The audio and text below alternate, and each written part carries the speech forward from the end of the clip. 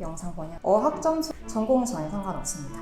규칙이 많아요. 발음 번역 노하우, 당연히 집요한 국어에 대한 흔치 않아 굉장히 만족, 유망한 직업 얼마든지 할 수 있지 않을까.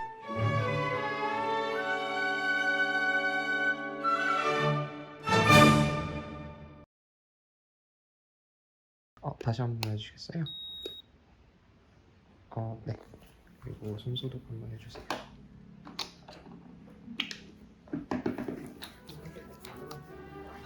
박은하 선생님 오늘 인터뷰 모시겠습니다. 안녕하세요, 선생님. 안녕하세요. 네.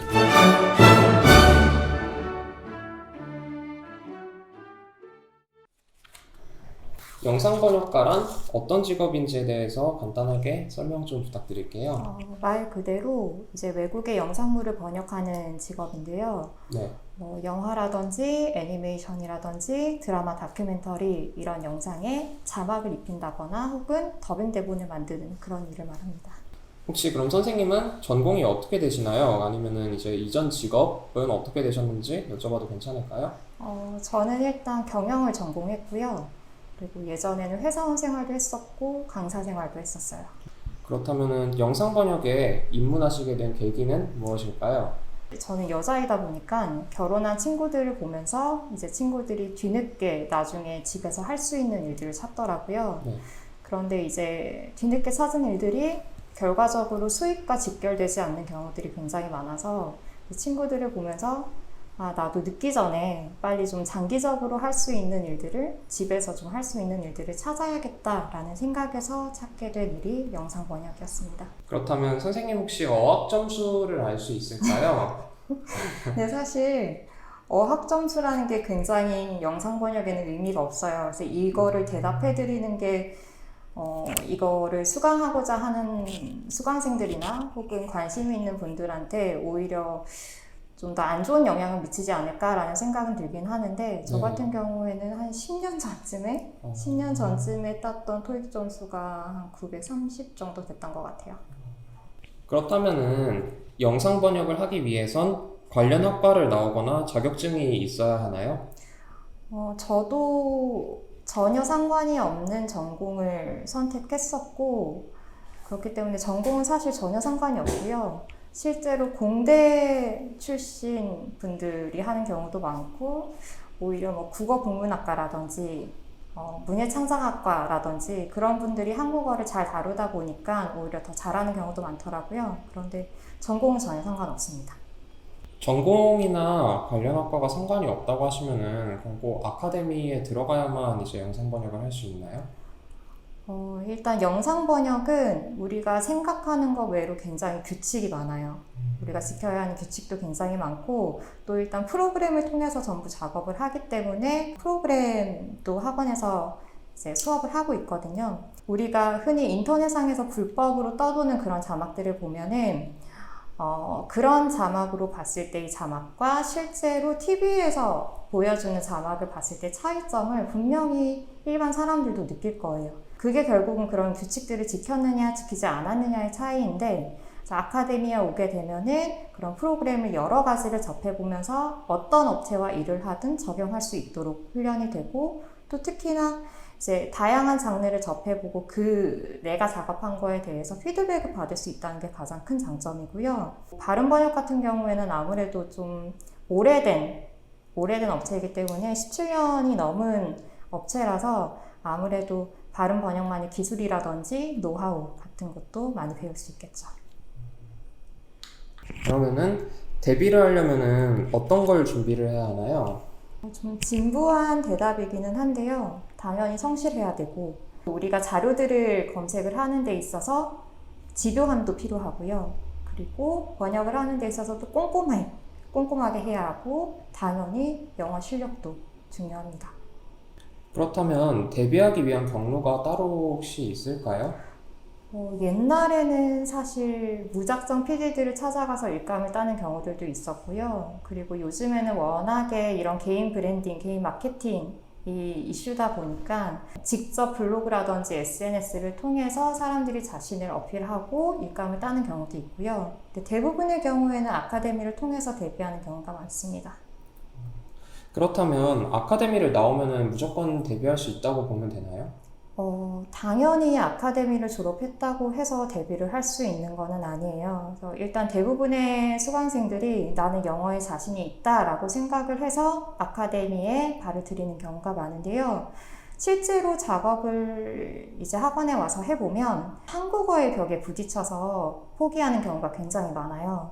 그래서 우리가 TV로 봤을 때는 나 저 정도는 나도 할 수 있을 것 같은데 라고 생각을 하지만 정해진 규칙 안에서 정해진 시간 안에 이렇게 좀 함축적으로 해야 하기 때문에 영상 언어들은 좀 함축적으로 표현을 해야 하는 게 있기 때문에 그 규칙을 전부 따르면서 문장을 만드는 게 굉장히 어렵습니다. 입문반에서 심화반으로, 심화반에서 실전반으로 올라갈 때 학생들이 포기하는 경우가 굉장히 많아요. 스스로 포기하는 경우가. 그래서 그런 것들이 이제 학생들이 작업을 하면서 국어의 벽에 부딪혀서 포기하는 경우가 많기 때문에 아카데미를 나온다라고 해서 무조건 데뷔를 할 수 있는 건 아니에요.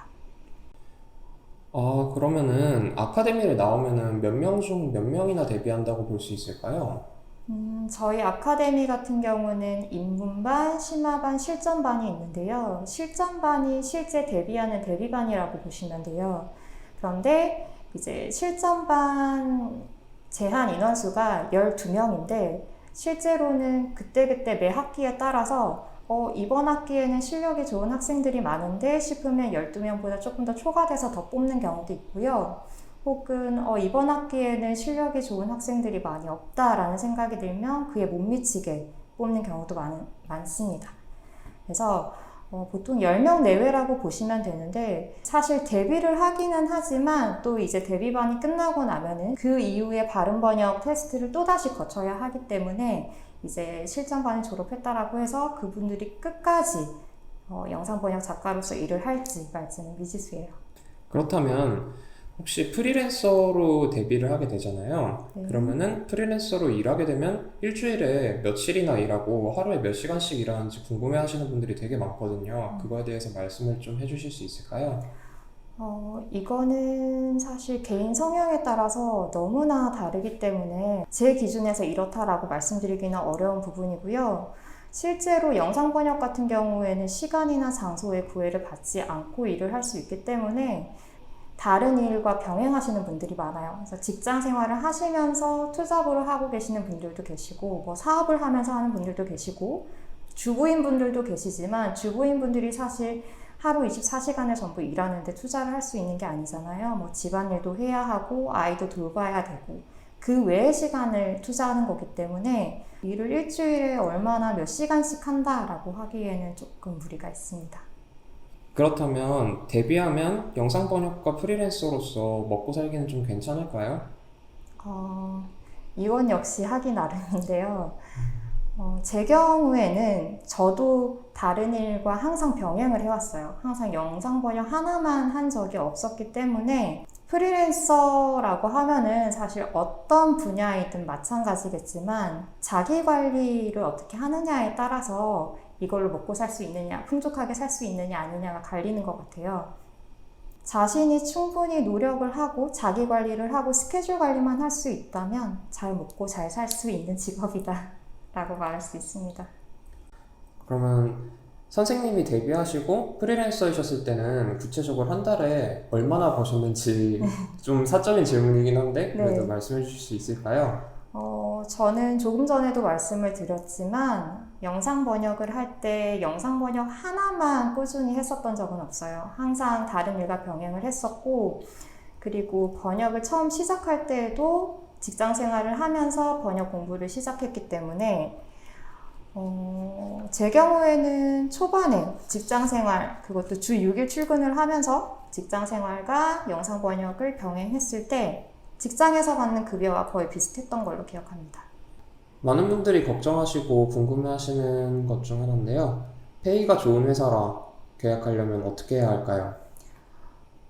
당연한 대답인데요. 실력이 있고 성실하다면 누구든지 좋은 프로덕션과 계약할 수 있습니다. 그래서 프로덕션과 계약을 할 때에는 이제 번역 작가들은 샘플 테스트라는 거를 보게 되는데요. 그 샘플 테스트를 무사히 운 좋게 통과했다라고 해서 그걸로 끝난 게 아니라 계속해서 업체 내에서도 감수 작업을 하고 그 작가가 얼마나 실력이 있는지를 평가를 해요. 그래서 샘플 테스트만 통과했다고 해서 끝난 게 아니라 꾸준히 성실하게 일을 한다면 얼마든지 좋은 프로덕션과 계속해서 일을 할 수가 있습니다. 사람들이 되게 영상 번역을 쉽게 생각하는 사람들이 있어요. 네. 뭐 그냥 번역기 넣어서 돌리면 나오는 거 다 아니냐. 그냥 나도 할 수 있겠다라고 생각하는 분들이 되게 많은데 영상 번역이 해외 영화나 드라마 자막 보는 것만큼 하기도 쉬운지 실제로 그 고충이 있는지에 대해서 잠깐 말씀해 주실 수 있을까요? 번역기를 돌려보신 분이라면 사실 다들 알 것 같은데 실제로 번역기가 그렇게 정확하게 번역을 해주는 경우가 흔치 않아요. 그리고 특히나 이제 출판 번역과 달리 영상 번역 같은 경우에는 주어와 서술어, 목적어가 완전히 다 들어가 있는 완전한 문장보다는 좀 축약된 문장들이 굉장히 많고 문법에서 어긋나 있는 문장들도 굉장히 많기 때문에 실제로 번역기가 그거를 번역을 해주는 경우는 거의 없고요.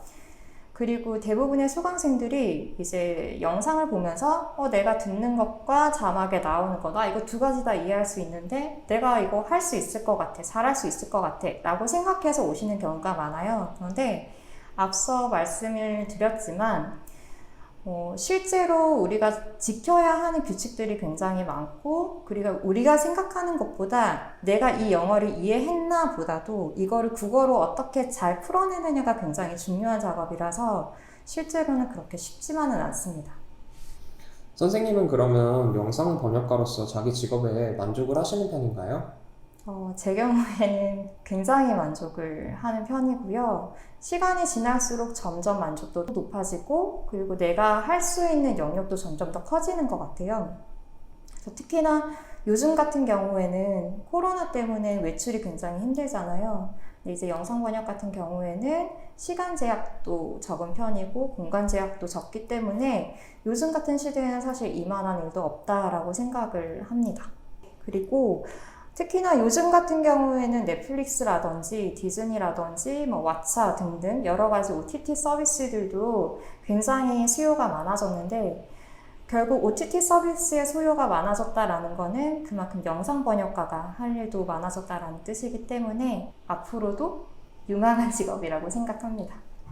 저도 그렇고 사실 이제 영어 듣기가 굉장히 약한 분들이 많잖아요. 네. 그 영어 듣기가 약한데 그럼 영상 번역을 할 수 있을까요?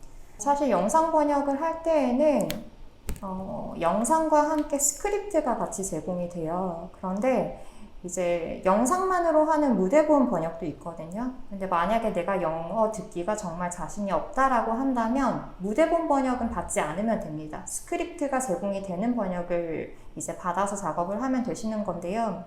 사실 업체에서 전달해주는 그런 스크립트가 100% 완벽하지가 않아요. 그래서 실제로 작업을 할 때 계속해서 리스닝을 하면서 오류가 있는지 없는지 근데 그 오류라는 게 정말 사소한 오류부터 심각한 오역이 될 수도 있는 오류까지도 굉장히 다양하기 때문에 사실 리스닝이 1도 안 된다라고 한다면은 작업하기가 힘들 거예요. 그런데 사실 이제 영상 번역을 해보고 싶다라고 생각해서 오시는 분들이 영어를 나 못하는데? 라고 생각하고 오시는 분들은 없을 거거든요. 나 어느 정도 영어 자신이 있어 라는 분들이 오기 때문에 사실 그 정도라면은 스크립트가 제공이 되는 선에서는 얼마든지 할 수 있지 않을까 생각합니다. 영상 번역은 어떤 방식으로 작업료를 계산하나요? 예전에는 단순히 그냥 편당 얼마 이런 식으로 계산하는 경우도 있었다고 하는데요. 요즘에는 대부분이 분당 요율로 작업료를 정산합니다. 분당 요율이면은 평균적으로 얼마나 받게 되죠? 예, 사실 굉장히 천차만별이라 제가 이렇게 대답을 해도 되는 건지 모르겠어요. 그런데 요즘에 그래도 적어도 3,000원 이상은 받는 것 같아요. 선생님이 처음에는 아카데미 학생이셨다고 했는데 어떻게 선생님이 되신 건지 그 역사를 좀 말씀해 주실 수 있을까요? 앞에서도 제가 말씀을 드렸지만 이제 저는 회사원을 거쳐서 강사 생활도 했었고 그러다가 이제 주변 친구들을 보면서 영상 번역의 길을 찾기 시작했다라고 말씀을 드렸잖아요. 네. 그런데 제가 강사 생활을 하면서도 이게 내 적성에 굉장히 맞구나 라는 생각이 들었고, 또 이제 뭐 영상 매체라든지 영화라든지 이런 외화들을 좋아하다 보니까 언젠가는 내가 영상 번역을 강의를 해도 좋겠다라는 생각을 했어요. 그래서 언젠가 그럼 나도 영상 번역 강의를 하는 강사가 되어야지 라는 게 제 버킷리스트 중에 있었는데, 그냥 막연하게 어느 정도 연륜이 좀 느껴지는 뭐 40대 후반이나 50대가 되면은 그런 기회가 오지 않을까라고 생각했는데, 정말 감사하게도 바른 번역에서 먼저 찾아주셔서 좋은 기회에 강의를 하게 됐습니다. 사실 그러면 아카데미에 학생이셨다가 바로 이제 선생님까지 되신 건데, 그럼 다니던 고등학교에 이제 교생으로 오신 느낌이잖아요. 그럼 강단에 서시는 기분이 좀 남다르시지 않을까 싶은데 어떠신가요? 근데 제가 여기에 이제 강의를 들으러 다닐 때에는, 지금은 바른 번역 아카데미가 세 학기제로 운영이 되고 있지만 그때 당시에는 두 학기제였어요. 두 학기제였고, 이제 특히나 뒤에 있는 두 번째 학기는 실전반, 지금은 이제 데뷔반이라고 하죠. 데뷔를 해서 실제 작업을 하는 수업이었기 때문에 실제로 수업을 들으러 학원에 오는 경우는 별로 없었거든요. 이제 학생들마다 다들 작업 마감 기한이 다 다르기 때문에 올 수 있는 여건이 아니었어서 실제로 학원에 와서 수업을 듣는 일수가 굉장히 적었어요. 그래서 이렇게 3년씩 다니는 고등학교처럼 그런 향수를 느끼지는 않지만 그냥 오랜만에 왔네 정도의 느낌이었던 것 같습니다.